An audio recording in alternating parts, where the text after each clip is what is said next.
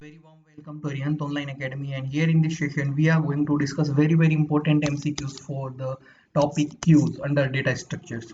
So guys, we have already discussed very important MCQs on the linked list and stacks. So if you have missed it, just go through our previous lectures and you will find important sessions on that as well. So let's start with the question number 1. The question is a linear list of elements in which deletion can be done from one end and insertion can be take place only at the other end is known as. So you know that if we are inserting at one end and we are deleting from other end, then this structure, this kind of functionality generally happen in queues. Generally insertion will be done at the front end and deletion will be taken place from rear end. So option A is the correct answer. The next question is, what is the operation we perform on queues? So basically queues, if we talk about generally queues are first in first out. First in first out thing is there, means the element which will go first in the queue will exit first, means the element which will be inserted first in the queue will be released first. So FIFO, first in first out, is the concept which we perform on queues. The next one is the data structure required for BFS, that is breadth first search or breadth first traversal on graph is. So basically if I talk about BFS, that is breadth first search or breadth first traversal, then for that I need to use queue, because whatever node I am visiting, I have to keep it on the first place because I have visited it first. That is why the concept of BFS generally traverse around queue. But if I talk about DFS, then DFS generally revolve around stacks. Very important difference. And BFS is generally use queues. So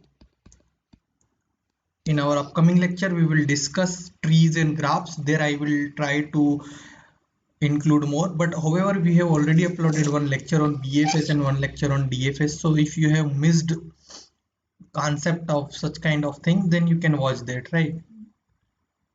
The next one is circular queue is also termed as.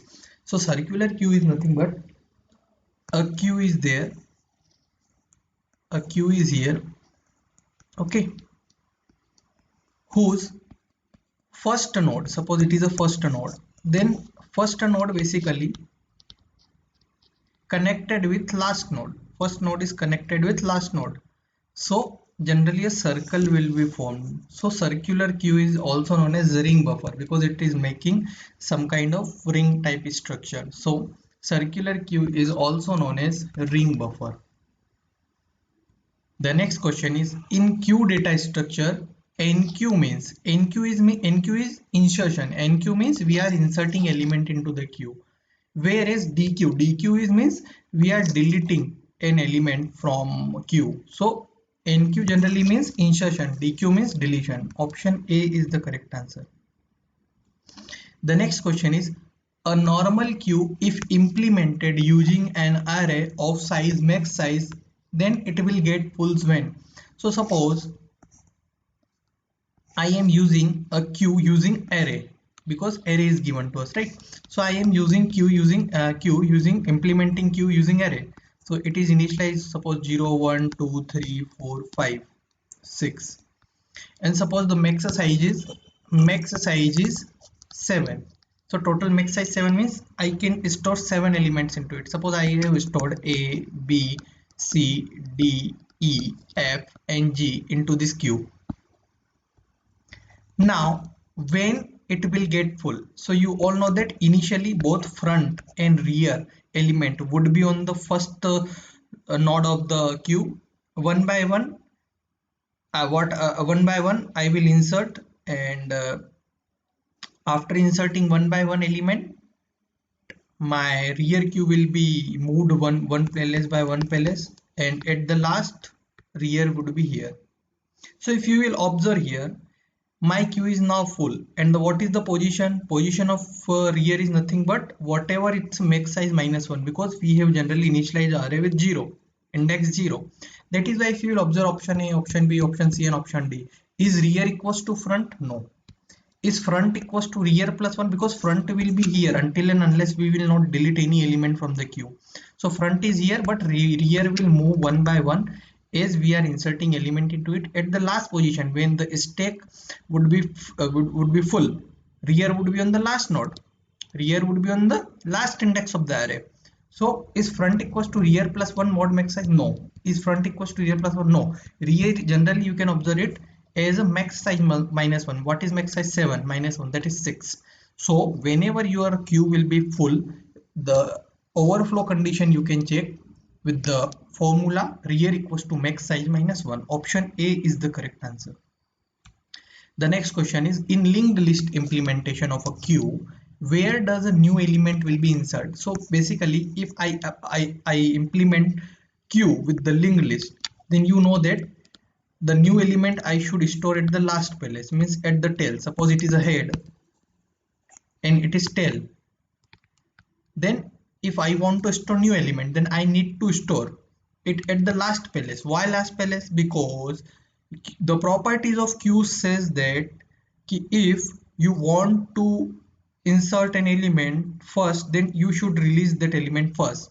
That is why if I will store on the head position, then I need to take release the last element first. That is why the new element will be stored on the tail of the linked list.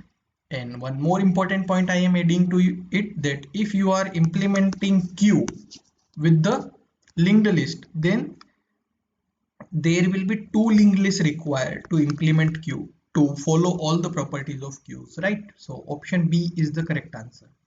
The next question is, which one of the following is not the type of queue? Option A, ordinary queue, single-ended queue, circular queue, priority queue. So one important point is that every queue has 2 points. Every queue have a two-ended queue is there. No queue is exists there which have only one end. So single-ended queue is not possible. Which of the following is not a type of queue? So single-ended queue is not a type of queue. Whereas ordinary queue, circular queue and priority queue, they all are the examples of queues, whereas single-ended queue doesn't exist. The next question is, the minimum number of stacks needed to implement a queue is. So if you want to implement queue with using stack, then minimum 2 stacks again required to follow all the properties of queue, that is first in first out. Option C is the correct answer, guys. The next question is, if the element P, Q, R and S are placed in a queue, P, Q, R, S, we are placing it in a queue and are deleted one at a time. So we have P, Q, R and S and we have placed it in a queue. First we have placed a Q, then we have placed Q, then R, then S. Okay, let it assume like it. Suppose first we have inserted P, then Q. So here initially front is here, rear is here. We have inserted Q, so rear will be moved to here. Then we have inserted R, so rear will be moved to here. Then we have inserted S, so rear will be moved to here. Now front is locating this index, rear pointer indicating this index. Now what they are saying, that in what order they would be removed. So you all know that to remove an element from queue, we use front pointer. We use front pointer, means we just need to increase front pointer by one position and we will move that. So first P would be out, then again front pointer would be go one position ahead and Q would be removed. So after P, Q would be there. Again front pointer would be moved and R would be removed, and again front on the last, when front equals to R, rear means we are on the last index, and S would be what, S would be removed. And if at the last position, if we are removing any element of the last position in a queue, then by default the properties of queue say that front pointer again will occupy the first position as well as rear pointer again occupies first position. Why? Because again queue is empty. That is why front and rear again will occupy first index position, because queue is now empty. So the order is PQRS. You can also simply answer it that the first in first out operation will be happen in queue. That is why PQRS would be the correct sequence. The next one is, which one of the following terms we use to mention the number of elements that a queue can hold? So you all know that if I want to talk about a queues, that how many data is consists, how many element is it consists of, then basically a technical term that we use is a length, that what is the length of that queue. We don't know that, we don't ask that what is the size of queue, we also don't that what is the capacity or what is the ability of queue. We generally ask that what is the length of queue. That is why option B is the correct answer.